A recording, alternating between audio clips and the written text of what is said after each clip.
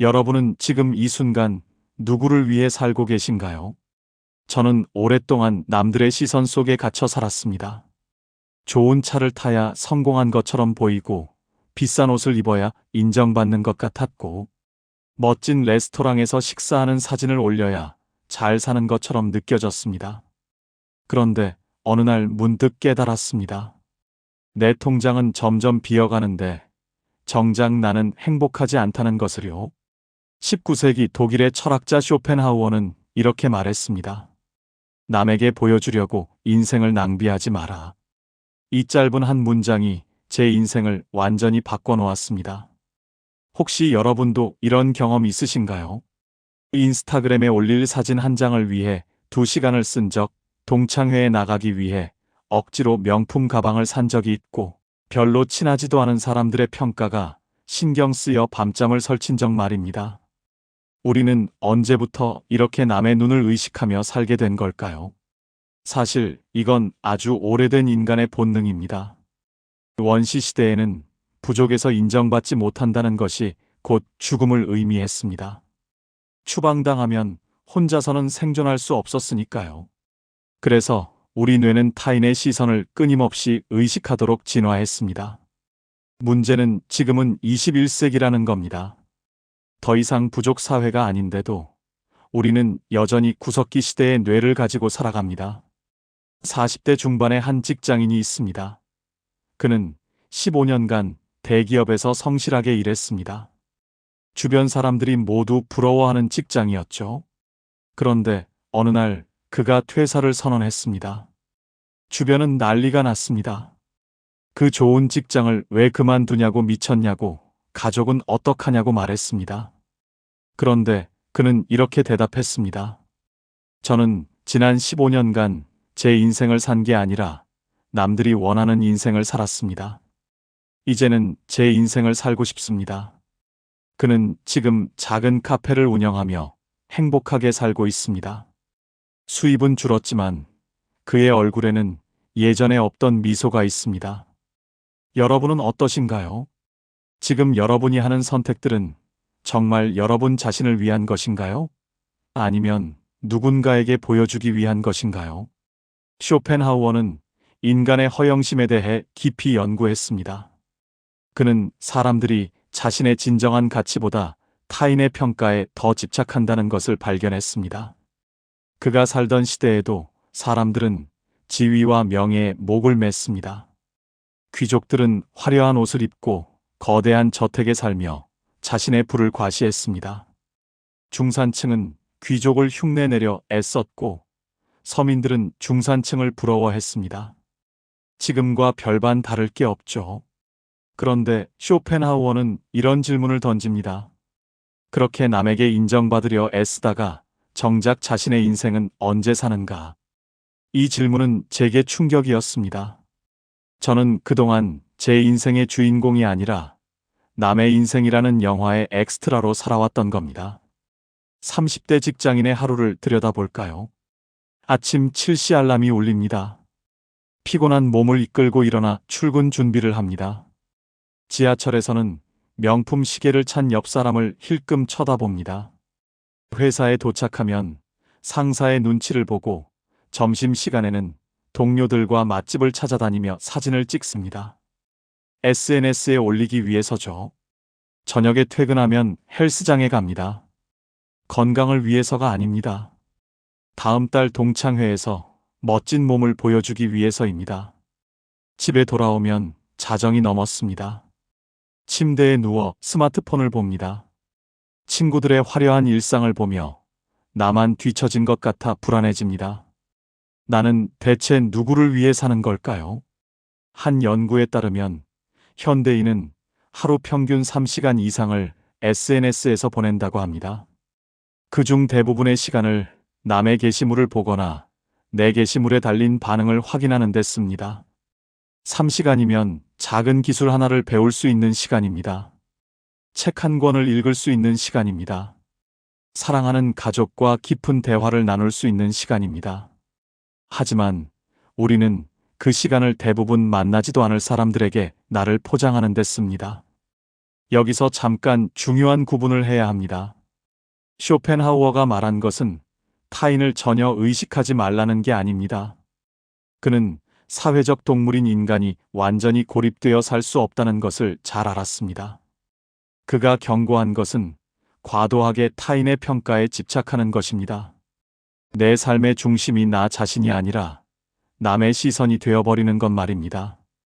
50대 중반의 한 교사 이야기입니다. 그녀는 20년 넘게 교사로 일했습니다. 항상 모범적인 교사로 인정받았습니다. 학부모들의 평가가 좋았고 동료 교사들도 그녀를 존경했습니다. 그런데 어느 날 그녀는 자신이 정작 교육에 대한 열정을 잃었다는 것을 깨달았습니다. 그녀가 중요하게 생각한 것은 학생들의 성장이 아니라 학부모들의 만족이었습니다. 그녀는 용기를 내어 변화를 시도했습니다. 평가를 의식하지 않고 정말 학생들에게 필요한 교육이 무엇인지 고민하기 시작했습니다. 처음에는 낯설고 두려웠지만 점차 교직에 대한 열정이 되살아났습니다. 지금 그녀는 말합니다. 나는 20년간 교사였지만 진짜 교육을 시작한 지는 5년밖에 안 됐다고. 그렇다면 우리는 어떻게 이 굴레에서 벗어날 수 있을까요? 첫 번째로 필요한 것은 자기 인식입니다. 내가 지금 하는 행동이 정말 내가 원하는 것인지 아니면 남에게 보여주기 위한 것인지 구분할 수 있어야 합니다. 간단한 테스트가 있습니다. 여러분이 하려는 행동을 아무도 모른다면 그래도 하고 싶은가요? 만약 대답이 아니오라면 그것은 남을 위한 행동일 가능성이 높습니다. 예를 들어 볼까요? 당신이 비싼 레스토랑에 가려고 합니다. 만약 SNS에 올릴 수 없고 아무에게도 말할 수 없다면 그래도 그 레스토랑에 가고 싶으신가요? 아니면 그냥 집 근처 편한 식당에서 좋아하는 음식을 먹는 게 더 좋으신가요? 정답은 없습니다. 중요한 것은 자신에게 솔직해지는 겁니다. 두 번째는 자신만의 가치 기준을 세우는 것입니다. 남들이 중요하다고 하는 것이 아니라 내가 정말 중요하게 생각하는 것이 무엇인지 명확히 하는 겁니다. 쇼펜하우어는 행복의 가장 큰 원천은 자기 자신 안에 있다고 말했습니다. 건강한 몸, 풍부한 정신, 평온한 마음, 이런 것들은 남이 줄 수 없습니다. 오직 자신만이 만들어낼 수 있습니다. 40대 초반의 한 직장인은 한때 승진의 목을 맸습니다. 밤낮 없이 일했고 주말도 반납했습니다. 가족과의 시간도 희생했습니다. 동료들보다 빨리 승진하고 싶었기 때문입니다. 그러던 어느 날 건강검진에서 이상 소견이 나왔습니다. 의사는 스트레스를 줄이라고 권고했습니다. 그제야 그는 자신이 무엇을 위해 달려왔는지 돌아보게 되었습니다. 그는 자신에게 물었습니다. 승진이 정말 내가 원하는 걸까 아니면 남들이 인정해 주길 바라는 걸까? 고민 끝에 그는 결정했습니다. 승진보다 건강과 가족이 더 중요하다고. 그 후 그는 일과 삶의 균형을 찾기 시작했습니다. 놀랍게도 일의 효율은 오히려 높아졌고 삶의 만족도는 크게 증가했습니다. 세 번째는 비교하는 습관을 버리는 것입니다. 쇼펜하우어는 비교가 불행의 가장 큰 원인이라고 했습니다. 우리는 항상 누군가와 나를 비교합니다.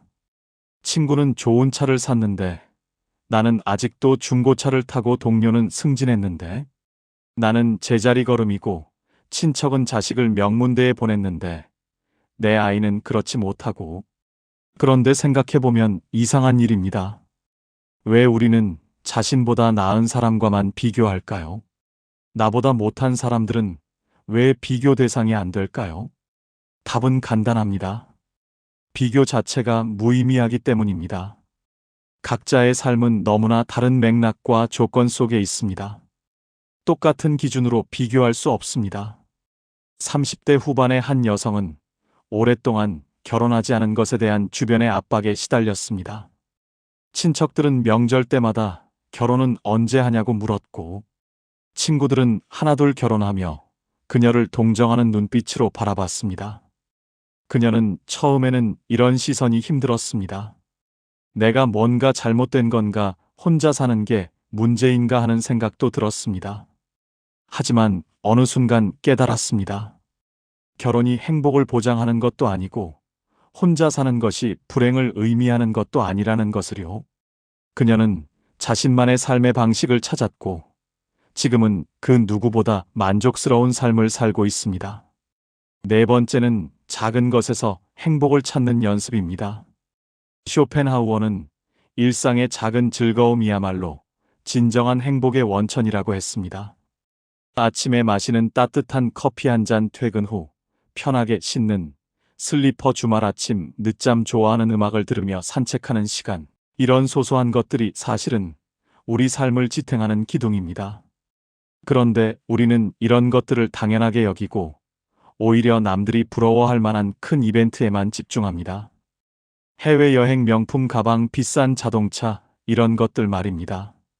물론 이런 것들도 즐거움을 줍니다. 하지만 그 즐거움은 오래가지 않습니다. 심리학에서는 이를 쾌락 적응이라고 부릅니다. 인간은 어떤 좋은 일에도 금방 익숙해진다는 것이죠.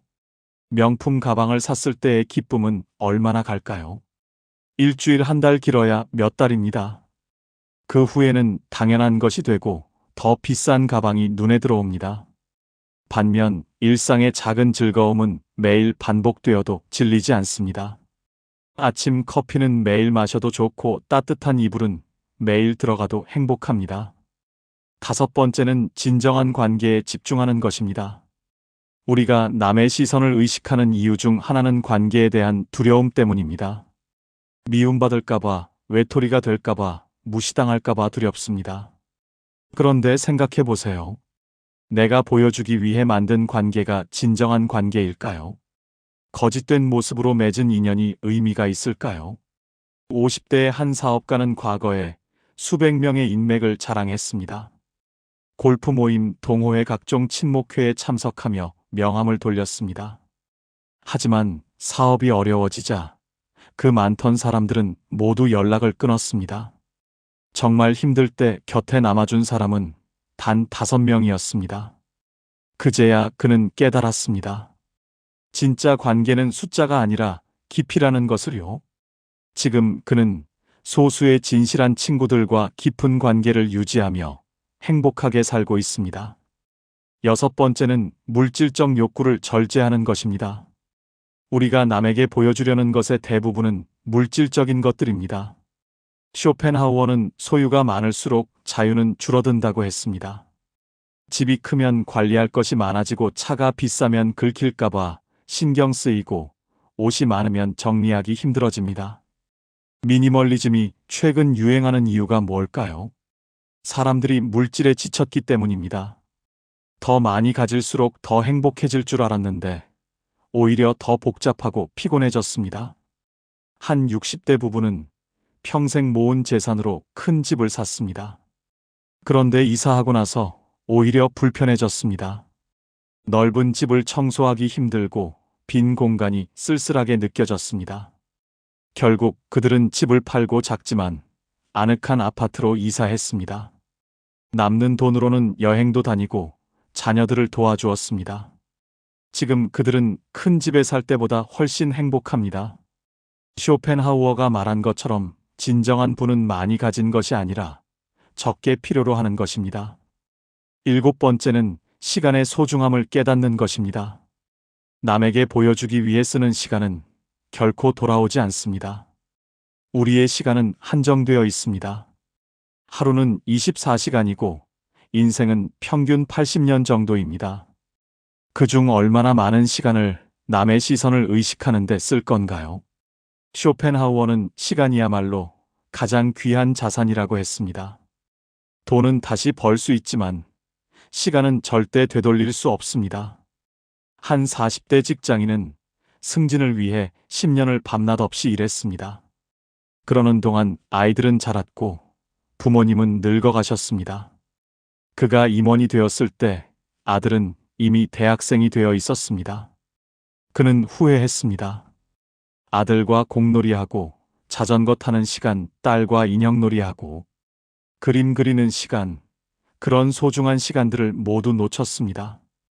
임원 자리가 그 시간들을 보상해 줄 수 있을까요? 절대 그럴 수 없습니다. 지나간 시간은 어떤 것으로도 되돌릴 수 없습니다. 여덟 번째는 자기 자신에게 충실한 것입니다. 쇼펜하우어는 진정성의 중요성을 강조했습니다. 가짜 모습으로 인정받는 것은 진짜 인정이 아닙니다. 포장된 나를 좋아하는 사람들은 진짜 나를 좋아하는 게 아닙니다. 30대 중반의 한 여성은 SNS에서 완벽한 엄마로 통했습니다. 예쁘게 차려입은 아이들, 정성스러운 도시락, 깔끔한 집, 모든 것이 완벽해 보였습니다. 하지만 현실은 달랐습니다.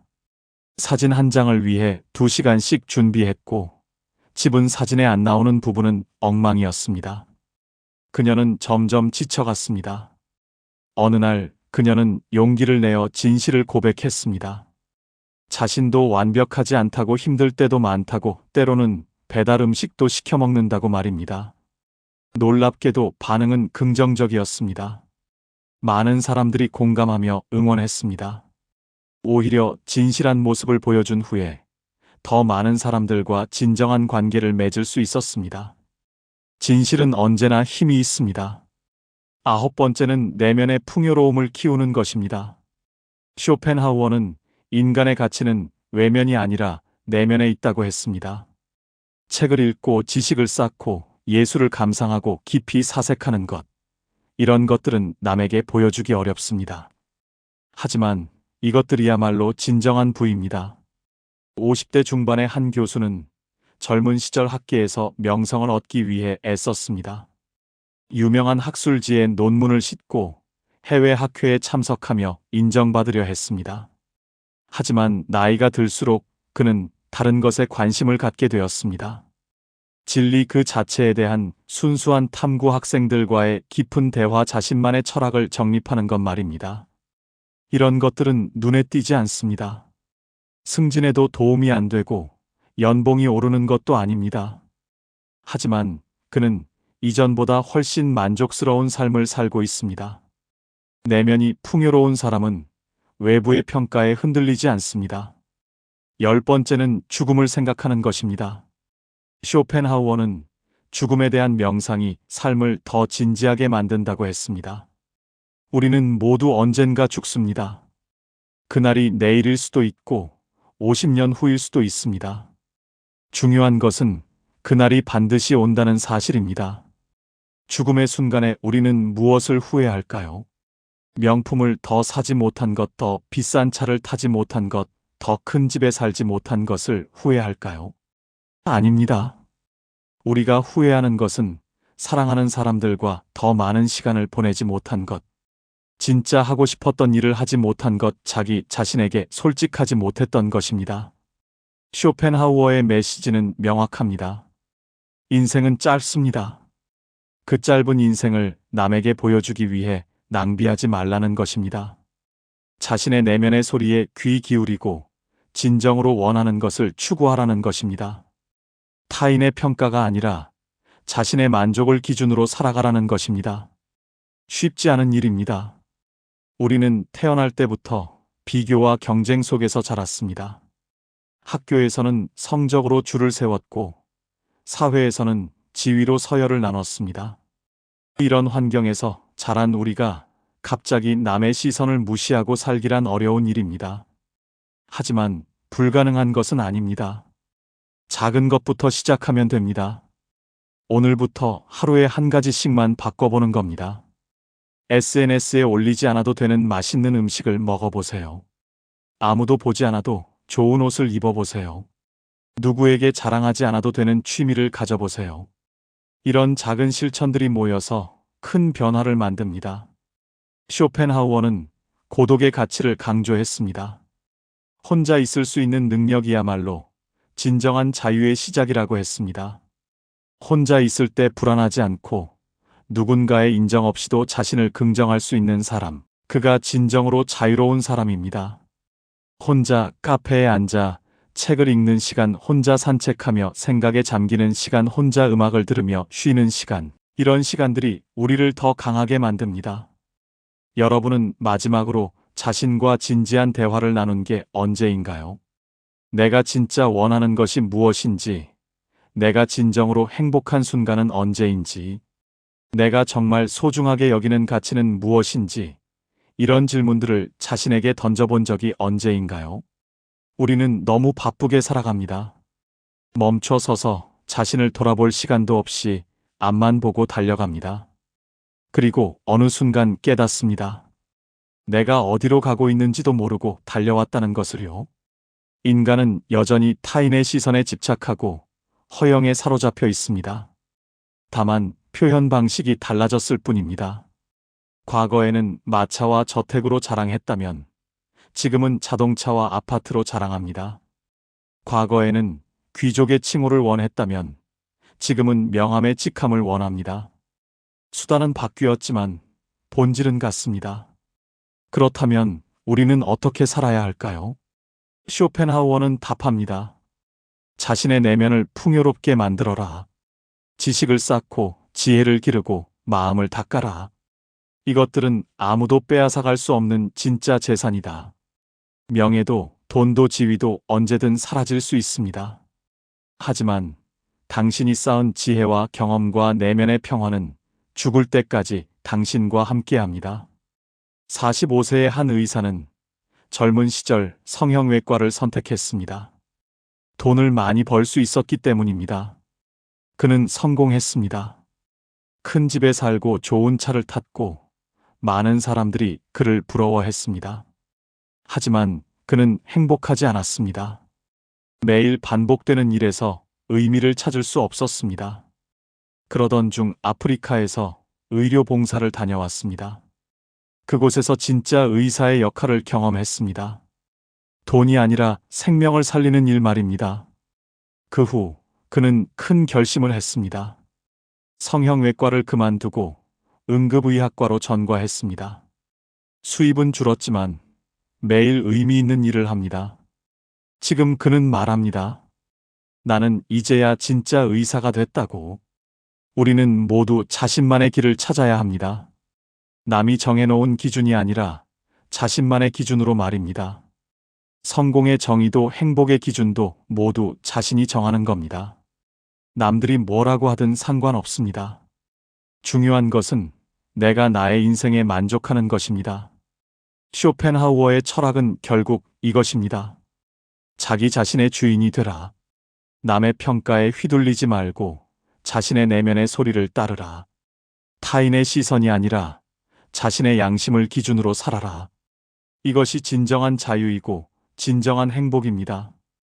오늘 이 영상을 보고 계신 여러분께 묻고 싶습니다. 지금 하고 계신 일이 정말 여러분이 원하는 일인가요? 지금 추구하는 것이 정말 여러분에게 중요한 것인가요? 아니면 남들이 중요하다고 해서 따라가는 것인가요? 솔직하게 자신에게 물어보세요. 만약 지금의 삶이 남을 위한 것이라면 오늘부터 바꾸시면 됩니다. 늦었다고 생각할 때가 가장 빠른 때입니다. 30대든 40대든 50대든 60대든 상관없습니다. 지금 이 순간이 가장 젊은 순간입니다. 지금 시작하지 않으면 10년 후에 또 후회하게 될 겁니다. 그때 왜 10년 전에 시작하지 않았을까 하고 말입니다. 쇼펜하우어는 말했습니다. 인생의 전반부는 행복을 갈망하는 시기이고 후반부는 고통을 피하려는 시기라고. 하지만 진정한 지혜는 두 가지 모두를 초월하는 것입니다. 행복도 불행도 결국 우리 마음속에 있다는 것을 아는 것입니다. 외부의 조건이 아니라 내면의 태도가 우리의 삶을 결정합니다. 비가 오는 날 어떤 사람은 우산이 없어서 불평하고 어떤 사람은 빗소리를 즐깁니다. 같은 상황이지만 태도에 따라 경험이 완전히 달라집니다. 남에게 인정받지 못해서 불행하다고 느낄 수도 있고 남의 평가에서 자유로워서 행복하다고 느낄 수도 있습니다. 선택은 여러분의 몫입니다. 여러분은 이미 충분히 가치 있는 존재입니다. 남이 인정해주지 않아도 여러분은 소중합니다. 명품을 가지지 않아도, 고급 차를 타지 않아도, 큰 집에 살지 않아도 여러분은 존엄한 인간입니다. 이것을 잊지 마세요. 여러분의 가치는 여러분 자신이 정하는 겁니다. 쇼펜하우어의 말처럼 남에게 보여주려고 인생을 낭비하지 마세요. 여러분의 소중한 시간을 여러분을 위해 쓰세요. 여러분의 에너지를 여러분이 진정으로 원하는 것에 쓰세요. 그것이 진정한 삶입니다. 그것이 후회 없는 인생입니다. 오늘 이 영상이 여러분에게 작은 깨달음이 되었기를 바랍니다. 그리고 오늘부터 조금씩이라도 변화를 시작하시길 바랍니다. 여러분만의 방식으로 여러분만의 인생을 사시길 바랍니다.